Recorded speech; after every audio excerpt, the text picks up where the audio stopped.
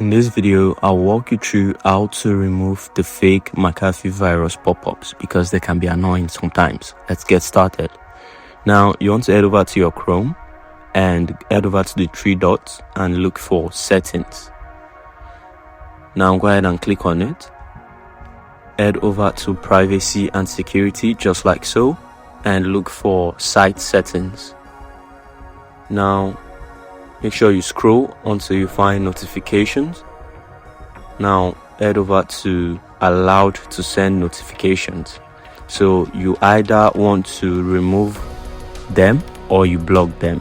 You either have to choose one. So you can choose to block or remove or block anyone you plan to do. But if you don't know which one it is, just go ahead and remove all of them, and that's how you fix it. Thanks for watching. If you find this video helpful, kindly like and subscribe for more content like this, and you can also watch this video out if you need a solution on it. Thank you.